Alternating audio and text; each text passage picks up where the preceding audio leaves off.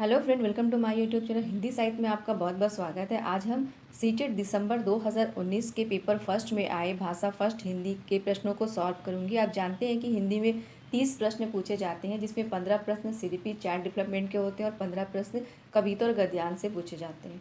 तो इस वीडियो में मैं 2019 के दिसंबर में आए प्रश्नों के 30 प्रश्नों को एक ही वीडियो में सॉल्व करूंगी। और मैं ये बता दूं कि मैंने इसके आंसर की सीटेट के वेबसाइट से ली हूँ, जो आंसर की वेबसाइट में दिया जाता है एग्ज़ाम के बाद। तो आप ये निश्चिंत रहिए, किसी गाइड या बुक का लिया हुआ आंसर नहीं है। चलिए स्टार्ट करते हैं आज का हमारा गद्यांश। तो आइए देखते हैं, यहाँ से गद्यांश दिया गया है और लिखा गया है कि गद्यांश को पढ़कर पूछे गए प्रश्नों के सबसे उपयुक्त उत्तर वाले विकल्प को चुनें। आधुनिक शिक्षा का नतीजा हमने देख लिया है। हमने उन शिक्षा का नतीजा देख लिया है जिसके विकसित विज्ञान का सबसे महत्वपूर्ण स्थान है, जिसके कारण व्यक्ति को कहीं भी या कितना भी मिलने के बावजूद तृप्ति नहीं होती, यानी कि संतुष्टि नहीं होती। इसका कारण क्या है? इसका कारण यह है कि शिक्षा के स्वाभाविक और आवश्यक अंकों को छोड़ करके हमने ऐसे विषय पर अधिक ध्यान दिया है जो मनुष्य का एक तरफा विकास कर रहा है, जिसके कारण व्यक्ति का बड़े से बड़ा भाग अतृप्त रह जाता, खाली रह जाता है। बाल अवस्था में भी काल शिक्षा को अभी तक उचित बाल अवस्था में भी कला शिक्षा को अभी तक उचित स्थान नहीं मिला है। जहाँ मिला भी है, वहाँ बच्चा 11 से 12 वर्ष का होते ही शिक्षा क्रम से निकाल दिया जाता है, कला प्रवृत्ति को निकाल दिया जाता है, ऐसा हर्बर्ट रीड ने कहा है। हमारा अनुभव हमें बताता है कि हर व्यक्ति 11 साल की उम्र के बाद किशोर अवस्था और उसके बाद भी सारे जीवन काल तक किसी न किसी कला प्रवृत्ति को अपने भाव प्रकट का जरिया बनाए रख सकता है। आज के सभी विषय जिन पर हमने अपनी एकमात्र श्रद्धा करते हैं, जैसे गणित, भूगोल, इतिहास, रसायन शास्त्र और यहाँ तक के साहित्य भी जिस तरह पढ़ाए जाते हैं, उन सब की बुनियादी तार्किक है। इन पर एकमात्र जोर देने के कारण कला प्रवृत्ति जो भावना प्रधान होती है, जिससे बच्चे इमोशनली अटैच होते हैं समाज से, घर से, परिवार से, देश से, दुनिया से, वो सब खत्म हो गया है, पाठ्यक्रम से करीब करीब निकल जाती है। ये प्रवृत्ति केवल पाठ्यक्रम से ही नहीं निकल जाती, बल्कि इन तार्किक विषय को महत्व देने के कारण व्यक्ति के दिमाग से भी बिल्कुल निकल जाती है। किशोर अवस्था को इस तरह के गलत रास्ते पर ले जाने के नतीजे भयानक हो रहे हैं।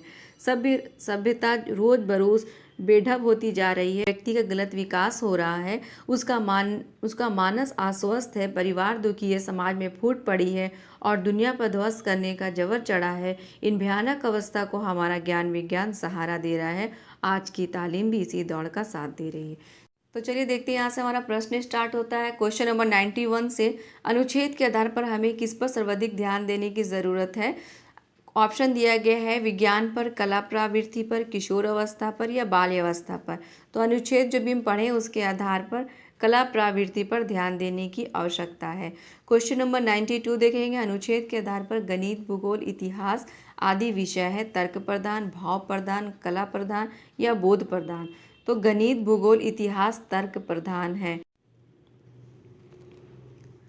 क्वेश्चन नंबर 93 का देखेंगे। ज्ञान विज्ञान को बहुत अधिक महत्व देने के कारण समाज उन्नति कर रहा है या समाज में विभाजन हो रहा है, या व्यक्ति सृजन की राह पर है या व्यक्ति विध्वंस की राह पर है? तो समाज में विज्ञान को अधिक महत्व देने के कारण समाज में विभाजन हो रहा है। क्वेश्चन नंबर 94 का देखेंगे।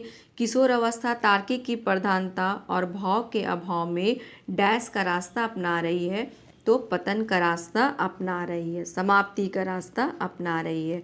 क्वेश्चन नंबर 95 का देखेंगे। इनमें से कौन सा शब्द समूह से भिन्न है? तार्किक, स्वाभाविक, साहित्य या अभिव्यक्ति? तो इसमें इस समूह में तार्किक, स्वाभाविक या साहित्य या अभिव्यक्ति।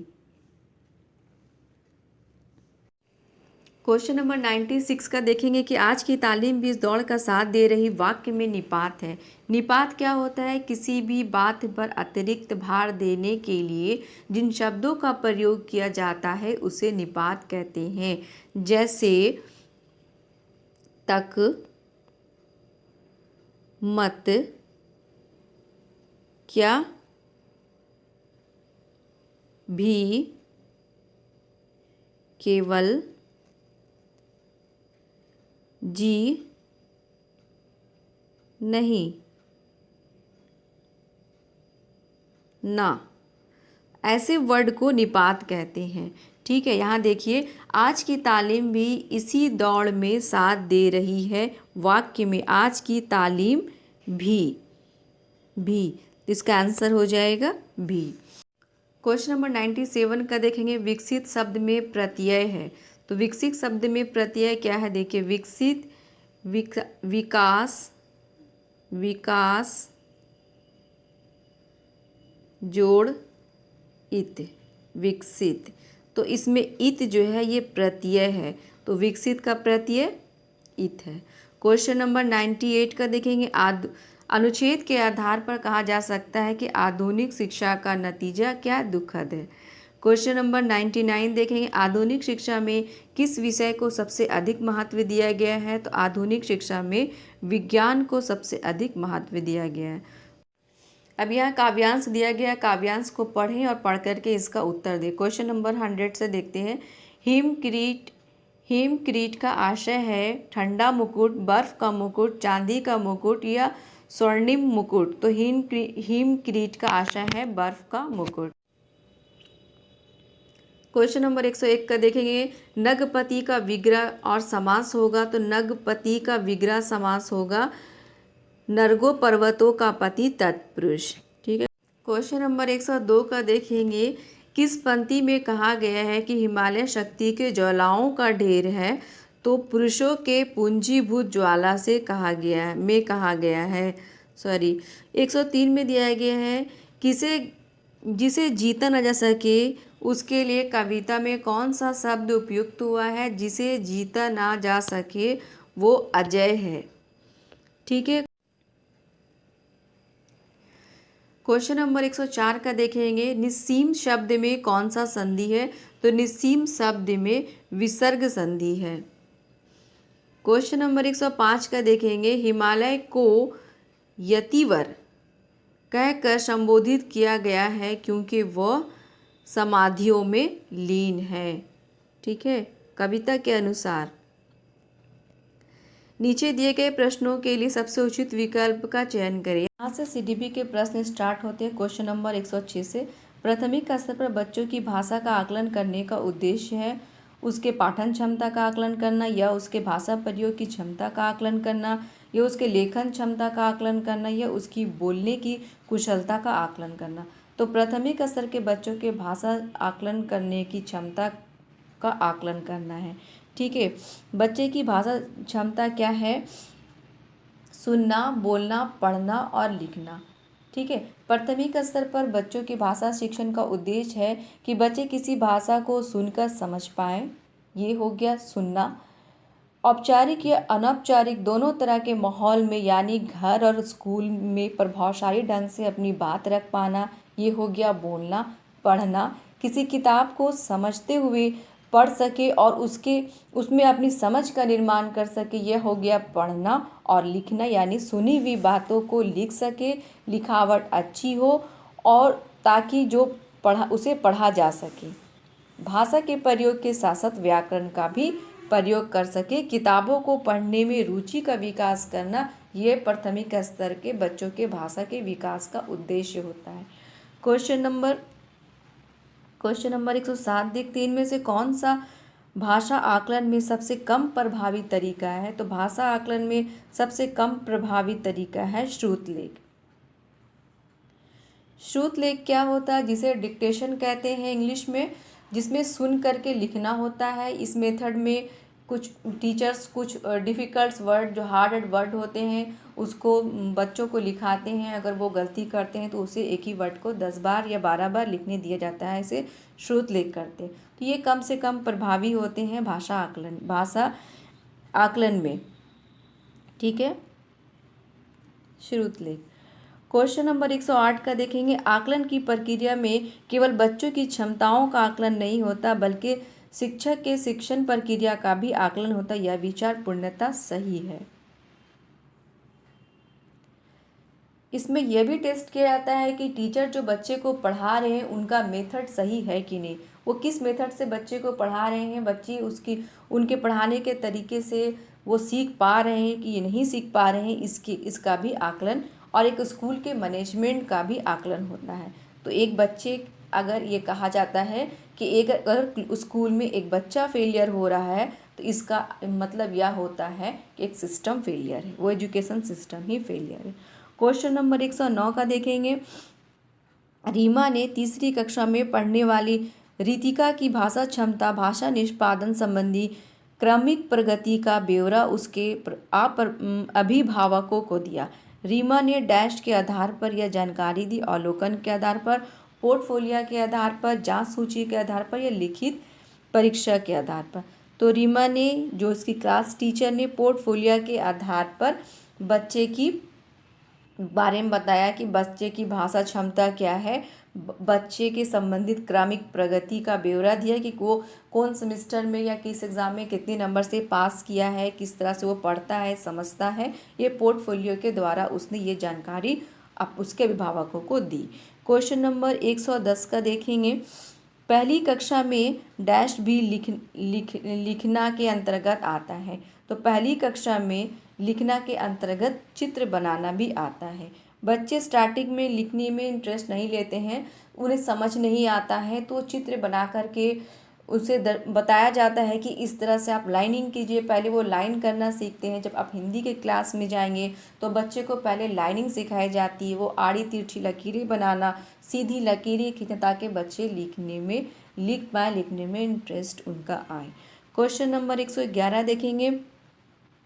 प्राथमिक स्तर पर पढ़ना सीखने में सबसे कम महत्वपूर्ण क्या है? अनुमान लगाना, संदर्भानुसार अर्थ या अक्षरों की पहचान या पढ़ने का उद्देश्य। तो अक्षरों की पहचान सबसे कम महत्वपूर्ण है, लेकिन अनुमान लगाना ये महत्वपूर्ण है। उसके संदर्भ में अर्थ समझना बहुत ही महत्वपूर्ण है। पढ़ने का उद्देश्य भी है, लेकिन अक्षरों की पहचान का भी महत्व है, लेकिन इन सब के बाद मतलब कम है थोड़ा। क्वेश्चन नंबर 112 देखेंगे। भाषा अर्जन क्षमता किसके साथ संबंधित है? तो भाषा के अर्जन क्षमता ये चॉम्स्की के साथ संबंधित है। चॉम्स्की कहते थे कि बच्चे भाषा अर्जन क्षमता उनमें जन्मजात होती है। प्राथमिक क्वेश्चन नंबर 113 से देखेंगे। प्राथमिक स्तर पर भाषा सीखने में भाषा संबंधी कौन सा संसाधन सर्वाधिक महत्वपूर्ण है? कंप्यूटर है, बाल साहित्य है, समाचार पत्र या टेलीविज़न है? तो प्राथमिक स्तर पर बाल साहित्य सबसे महत्वपूर्ण है। क्वेश्चन नंबर 114 का देखेंगे। बच्चे अपनी मातृभाषा का प्रयोग करते हुए हिंदी भाषा की कक्षा में अपनी बात कहते हैं। यह बात स्वाभाविक है, निंदनीय है, विचारणीय है या अनुचित है? तो यह बात स्वाभाविक है। बच्चे पहले अपने मदर टंग में ही बात करते हैं, फिर वो उस भाषा को ट्रांसलेट करके फिर वो हिंदी में बात करना सीख जाते हैं। क्वेश्चन नंबर 115 का देखेंगे। बहुभाषित हमारी पहचान भी है, यह हमारी डैश व का अभिन्न अंग भी है। तो बहुभाषा हमारी पहचान भी है और यह हमारी संस्कृति, सभ्यता और संस्कृति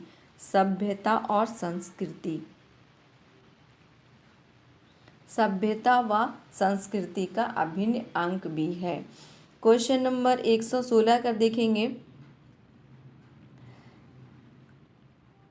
प्राथमिक स्तर की पाठ्य पुस्तक में कार्टून भाषा विज्ञान आदि बच्चों के भाषा क्षमता विकास में सहायक है। कैसे सहायक है? आप बच्चों की किताब में चित्र बने होते हैं, कार्टून बने होते हैं। ये एक बहुत अच्छा माध्यम होता है बच्चों से बातचीत करने का, या बच्चे उस कार्टून के ज़रिए या उस पिक्चर्स के ज़रिए आपस में बातें करते हैं। वो इस तरह से वो ढेर सारी बातें करते हैं जिनसे उनमें भाषा का विकास होता है। क्वेश्चन नंबर 117 का देखेंगे। 5वीं कक्षा की सुहानी पाँचों, किन्हों, आँखों, दोनों आदि शब्द लिखती है। वो सुहानी के लेखन क्षमता के बारे में आप क्या कहेंगे?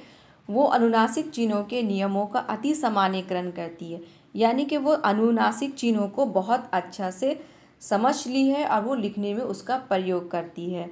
क्वेश्चन नंबर 118 का देखेंगे। विद्यालय में भाषा शिक्षण के लिए कोई कार्यक्रम शुरू करते समय सबसे महत्वपूर्ण है। तो विद्यालय में भाषा शिक्षण के लिए कोई कार्यक्रम स्टार्ट हो रहा है, उसके लिए सबसे महत्वपूर्ण है कि बच्चों की सहज भाषाई क्षमता को पहचानना।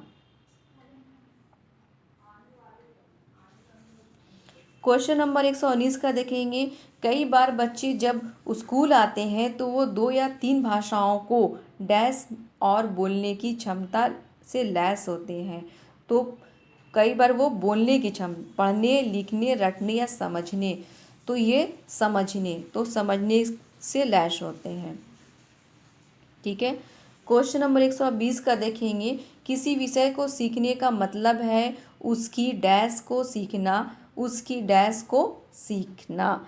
यानी कि इसका आंसर होगा कि किसी विषय को सीखने का मतलब है उसकी अवधारणा और उसकी शब्दावली को सीखना।